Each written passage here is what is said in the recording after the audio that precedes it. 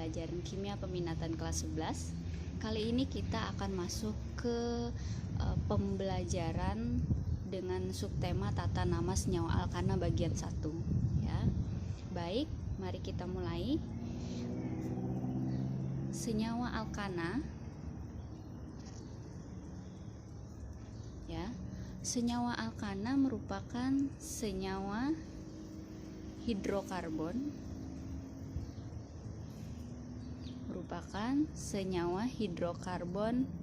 alifatik jenuh ya. Merupakan senyawa hidrokarbon alifatik jenuh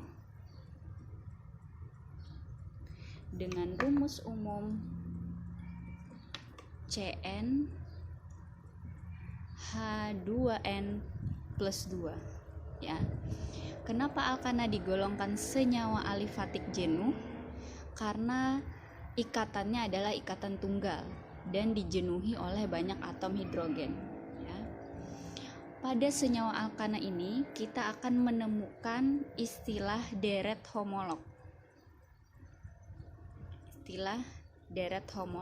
Ya. Di mana deret homolog ini menunjukkan berbagai jenis senyawa alkana dengan selisih rumus yaitu CH2 ya. Kita mulai dari senyawa alkana yang paling sederhana ya. Senyawa alkana yang paling sederhana adalah CH4. CN H2N plus 2. CN-nya di sini kita ganti 1. C1 H2 dikali 1 2 ditambah 2 4 ya. Bisa ditulis C1H4 atau CH4 ya. Kemudian karena selisihnya adalah CH2, maka bisa kita lanjutkan adalah C2H6 ya. C3H8, C4H10, C5H12. Kita lanjutkan C6H14, C7H16, C8H18, C9H20 dan C10H22 ya. Oke. Untuk namanya sendiri ya. Untuk atom C yang paling senyawa alkana yang paling sederhana, CH4 ini dikenal dengan metana ya. Kemudian untuk C2H6 etana, propana, butana, pentana, heksana, oktana, C7 ini heptana, oktana, nonana dan dekana ya. Nah, ini deret homolog dari senyawa alkana ya. Kemudian pada pembelajaran sebelumnya kita sudah mengenal adanya penggambaran rumus struktur ya.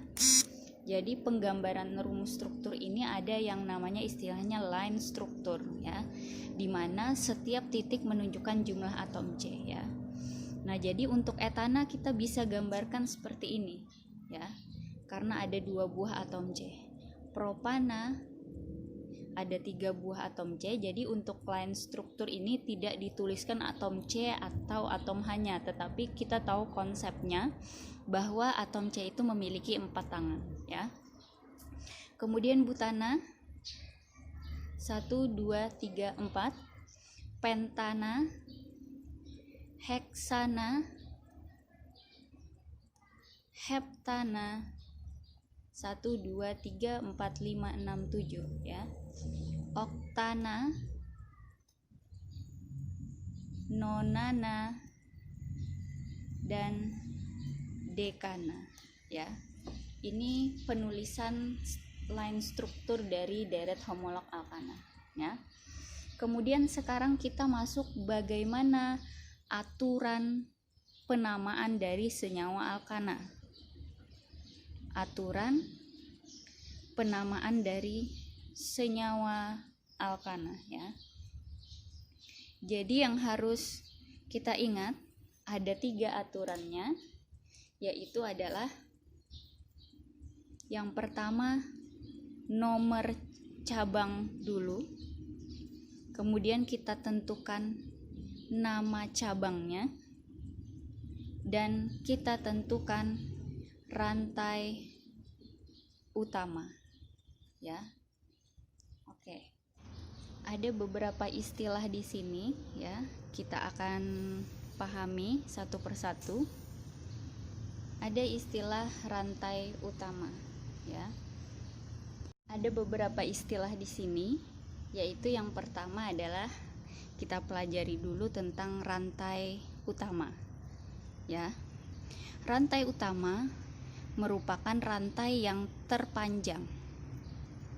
Rantai yang terpanjang ya. Dimana ketika ingin memberi nama dari suatu senyawa alkana, kita tentukan dulu rantai terpanjang yang paling banyak dilalui oleh cabang ya. Yang paling banyak dilalui oleh cabang. Berikutnya adalah kita menentukan cabang. Menentukan cabang. Oke. Jadi, cabang dalam hal ini dikenal dengan istilah alkil ya. Dikenal dengan istilah alkil. Alkil di mana cabang ini adalah senyawa alkana yang kehilangan satu buah atom H ya. Jadi jika alkilnya adalah cabangnya dengan jumlah satu atom C satu buah yang kita kenal metana, maka jika dia sebagai cabang bisa kita sebut cabangnya adalah sebagai metil ya. Dimana yang asalnya dia punya rumus CH4 menjadi cabang kehilangan satu buah atom H ya. Kehilangan satu atom H maka disebut dengan alkil ya.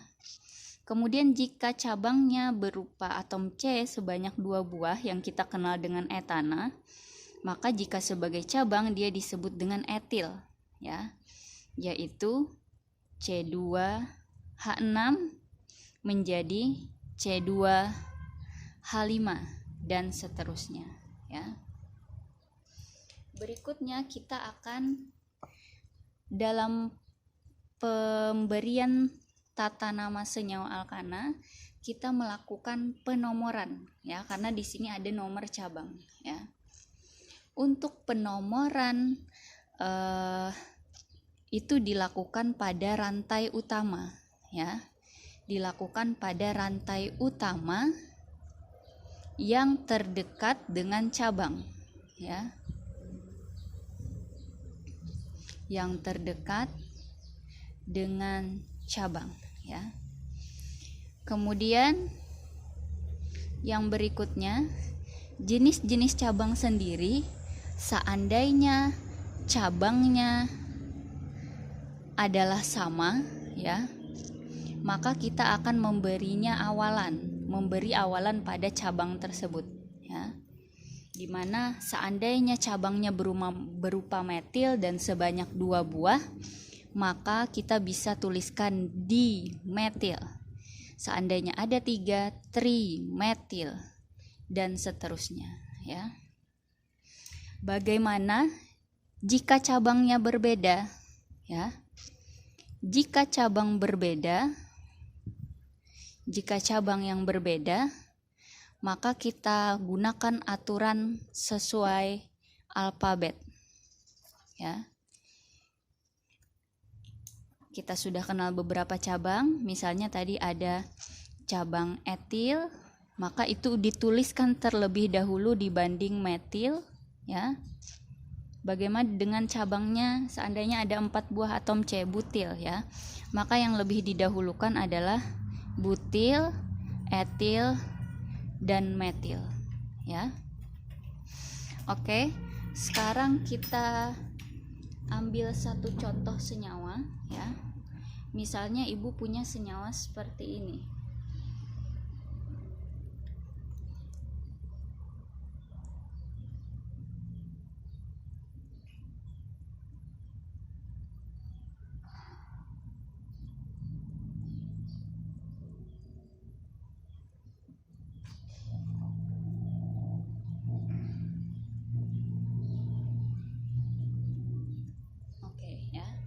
Ini ada sebuah senyawa alkana.